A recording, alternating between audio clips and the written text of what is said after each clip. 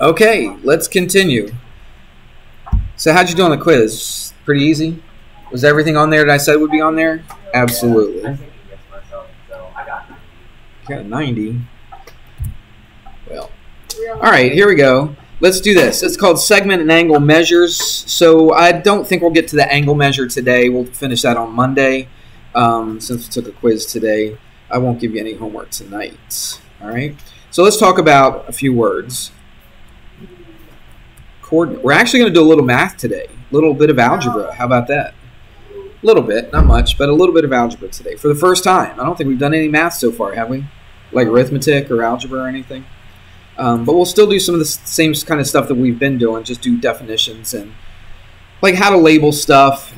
That's super important in geometry. Remember at the very beginning of the class I said it's got its own language, right? It's got its own vocabulary. It's got its own notation. Things that you've really not seen before. So there we go. So I'm just going to read this off. It's probably in the book. But a coordinate, I'm not going to write it down, but I'll give you a picture that describes it. A coordinate is this. It's a point on a number line that corresponds to that point. Is that right? Is that what the book says? Let's see. I'm just looking at my notes. Does it say a point? Definition. A point on a number line is the number. Oh, I didn't really write that correctly in my notes. So let's say it right from the book. The coordinate on a number line is the number that corresponds to that point. It's section 1.5. It's the very first. It's the second thing. Just turn to section 1.5. It's right there. So it's the number that corresponds to a point on a number line. All right. So what in the world is that? So we really haven't talked about the numbers yet. We've talked about points. And what have we always used to label a point? Any kind of letter? Capital letter. That's right. Okay. We use a capital letter. So this time we're actually... And you've seen this before. You had Algebra 1 last year, right? And you've probably done this way before you did Algebra 1. Even before you did pre-algebra. Did you do number lines when you were a little kid? I bet you did. Oh, come on. Maybe you just slept through that section. Okay. So let's do this. Let's make this a different color. Let's do this red color. Let's put a point... at -2. Okay, we'll put one at 0, and we'll put one at 1. All right, and I'm going to label the points like we normally do. I'll put capital letters. Okay, so now we're finally getting into measuring things. All right, that's what we do in geometry a lot. We measure things, find out how long something is, find out what the angle is, the measurement of the angle, all that kind of stuff. So now we're actually going to start talking about measuring things. But before we actually measure something, we need to know where it's located. I like to think of a number line as almost like a highway. You ever go down a highway and you see the mile markers down the highway, right? You'll never see negative miles, but you do see numbers. You ever see that? They're little green signs, kind of skinny like this. Yeah, sometimes they'll even be in tenths of a mile.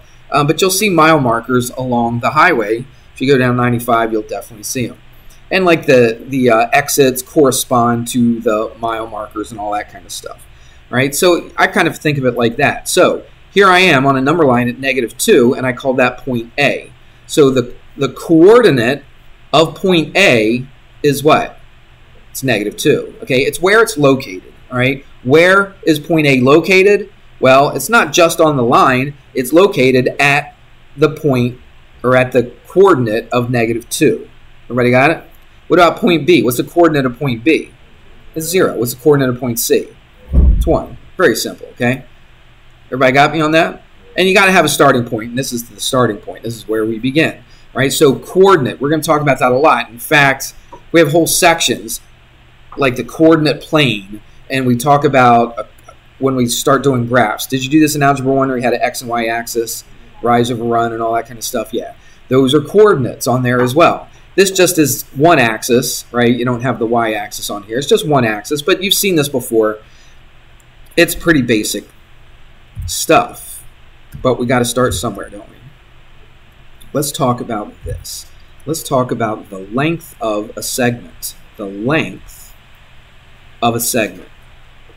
And I'm going to put a particular segment here. So I'm not just going to write length of segment, but I'm going to write the length of a segment AB. Remember in that last section we talked about a line segment? So remember we said you can measure line segments. You can't measure a line, you can't measure a ray, but you can measure a line segment. And we just do that. Everybody with me so far? So we're going to find the length of AB. So how would you do that? Well, A is right here at -2. B is right here at 0. What's the length? If I was to measure, it could be at -2 miles and 0 miles. It could be -2 meters, 0 meters. Okay? So what would the length from A to B be? Simone? It'd be 2. That's right. Would it be a +2? Would it be -2? Or does it matter? What do you think? Just a 2, because when we measure something, we just say, how long is it, basically, right? And it's just 2 miles, 2 meters, 2 inches, 2 feet, whatever it is, okay? So that's how we measure something. Now, if you look at this, you could find that a couple different ways. You could have done this. You could have gone -2 minus 0. What's -2 minus 0? What? -2 minus 0? It's -2, okay? But what did I just say? We don't really measure things in negatives, do we?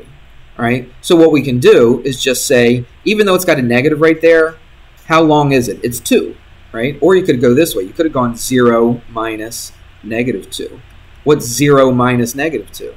It's +2. This really indicates the same thing. But what they do, what did we use back in Algebra 1, pre-algebra? That if I took the something of -2 and that something of +2, you get just a +2. Do you remember? Absolute value. Very good. Okay, we take the absolute value. All right, so the length of line segment AB, how do you find it? How do you find the length of any segment if you know the 2 coordinates, the endpoints? You just subtract them, right? But then to get the final answer, to get just the positive version of it, you take the what? The absolute value of it. Everybody see that? The absolute value of any number is always positive, right? So if we want to define the length of line segment AB, we would do this. We would say, yeah, so they use a lowercase. Tell you what, let's do this. Here's one more thing before we actually show the subtraction. Here's another notation, and the notation this time is no notation. All right, did you hear me? So when I say the length of a line segment, when you don't put any line over top of it and you put these points next to each other, that automatically means you're talking about the length of that segment. How long is it, right? How much does it measure?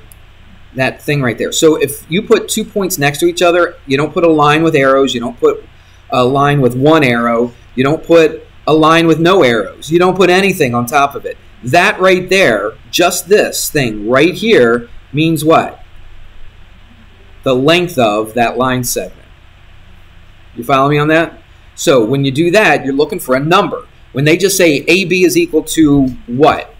Okay, so if they put AB is equal to blank or question mark or whatever, okay, what are they asking? They're asking for the length of that line segment. How far is it from A to B? So what would your answer be with this? It'd be 2. That's correct. You with me on that? So this is how you find it. So the length of a line segment is equal to the absolute value of those 2 points. They use lowercase, right? So what they're doing is that they're representing the numbers itself, okay? The A represents the number, the coordinate that's with point A, and B represents the coordinate that's with point B, right? These are supposed to go all the way down like this, okay? Why do we put the absolute value on there? What's the deal with that? Because sometimes when we do our subtraction, depending on which way we subtract, you might get a negative value. But the length of something is always a positive value, all right? And that's why we stick it in absolute values, so that we always get a positive for it. Right? So that right there is basically the definition of the length of a line segment. It's not always going to be AB. So for instance, what if I wanted to find AC? What if I said this? What if I said find and then just said AC, and that's it. I didn't put any symbol over top of it. I just said find AC. What would it be? You could just count if you wanted to, but if you wanted to do the math, how do we do the math? Yep. So give me the numbers then. -2, what? -1. Or if you wanted to, you could go the other way, couldn't you? Okay, you don't have to go the first one minus the second one. You could do the other way. You could say what? 1. Is it just 1 minus 2? It's 1 minus -2. And look at the answers for both of these. What's -2 minus 1? Remember this? Add a line, change sign. All right, so it's -3. What's this right here? Add a line, change sign. It's +3. But remember, this is all absolute value. All right, so what is the absolute value of -3? It's just 3. What's the absolute value of +3? It's 3. All right, so what's the length of line segment AC? It's 3. Okay with that? This is something students have a tendency to forget. All right, when they see 2 points next to each other with no line over top of it all, it seems like students always forget that that means the length of the line segment. Right? So they're not going to give you that word. They're not going to say, find the length of line segment with a bar over top of it, AB. They're not going to say that. Okay? That's too much to write. So they decided, hey, let's just write AB. AB means find the length from A to B. How long is it? If you wanted, you could just count, couldn't you? Let's do AC. Let's do the AC one. So if I go from A to C, what is it? 1, 2, 3. 3 places. What if I count the other way? Start here and go to A. 1, 2, 3. 3 places, right? Doesn't matter which direction you go, right? It's still 3 places. 3 miles, 3 feet, 3 meters, whatever the situation is. Does that make sense? Yeah, it's pretty easy. It's not too hard. It's just a matter of remembering that this is how we show it, right? If you just put 2 letters, capital letters next to each other, that means the length of it. Okay. Did you write notes on that? Make sure you go back and you look at them from time to time. All right, let's talk about this thing. Here's a word that you're going to use a ton in geometry, and I think this is the first time we've used it. It's called congruent. Congruent segments. Basically, congruent means that there are 2 things that are equal to each other, that are the same, all right? That are the same length. In geometry, when we say congruent, a lot of times we mean the same length. Or we're actually going to have a whole chapter about congruent triangles. Okay, triangles that are exactly the same. If I took one triangle, sit it on top of another triangle, if they match up perfectly, they're called congruent triangles, right? So what do you think is true about congruent segments? Segments that are equal in what? In length, exactly. So if I did this, here's a line segment. It's not a line. All right, it's got endpoints right here and right here. And if I, whoops, let's do it like this. I'm going to copy and paste it. But then I'm going to just twist it a little bit like that. Did I change the length of it? No, I copied and pasted it. So what's the length of this compared to the length of this? It's the same, right, if I do a copy and paste. So what could you say about those 2 segments? They are what? Congruent. We don't say equal when we talk about line segments, okay? We might talk equal when we talk about the numbers. Like if I said 5 equals 5, then we could say equal. But these are segments, and they are congruent to each other. So what if I measured this thing out, and I said, I don't know, that's 3 centimeters. I have no idea what it is. That looks bigger than 3 centimeters, but it depends on how big the screen is, I guess. All right. So what if I call this AB, and what if I call this CD? All right, and here's something that's kind of new for you, but you're going to be seeing a ton through the whole rest of the book. I'm going to put like a little mark right there, just a little mark in between there and a little mark there. We call these little things tick marks. I think it's with a K, I'm not really sure, but it's a tick mark. We use that in geometry all the time. What do you think that means if I put a little tick mark, even if I didn't have the 3 and the 3? If I put one little mark here and one little mark here, what do you think that tells you about those 2 segments? That they're what? No. I could have put the mark right here. I could have put the mark right here. What do you think? What's true? What's true about these two segments? I copied and pasted, so what's true about them? They're congruent, right? They're equal to each other. So what do you think that one little mark means? That means this one is congruent to this one, okay? That's all it means, all right? So if I put a little tick mark, it doesn't have to be dead in the middle. Most of the time they do put it kind of in the middle. But if I put a little tick mark right there, that means that they are congruent to each other, all right? I got one thing to do here, and then we'll finish it up. So this is line segment AB. Everybody see that? It's line segment AB. Now, some geometry teachers have they're really, really picky about this. I'm probably not near as picky about this as what a lot of other geometry teachers are. But when I say that the line segments are congruent to each other, you put the line segment over top of it. So what is this congruent to? AB is congruent to what? Line segment CD, all right? If you say that they're congruent to each other, what we do is we put an equal sign, but watch very carefully. We put a little squiggle on top. That thing right there means congruent. There's a subtle difference between being congruent and being equal. So here's what I could do if I wanted to put equal. I could say that AB is equal to CD. What's the difference? You're like, Mr. Hammer, it's like the same thing.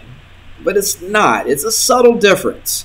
This means the line segment itself will fit exactly on top of line segment CD, right? AB and CD are congruent to each other, all right? It means if I take one, took the other one, put it right on top of it, they would be exactly the same. What does this mean right here? Hang on. What does this mean right here? It means the length of AB is equal to the length of CD. To tell you the truth, it doesn't bother me near as much as it bothers some geometry teachers to just say AB is equal to CD. Sometimes, and the book as well is really picky sometimes, though, not sometimes, all the time, on making segments congruent to each other. Okay, congruent, equal, kind of mean the same thing, slightly different, but there you go. All right, well, we'll finish up, hopefully, we'll finish up 1-5 on Monday. No homework tonight, so enjoy your weekend. We'll see you on Monday.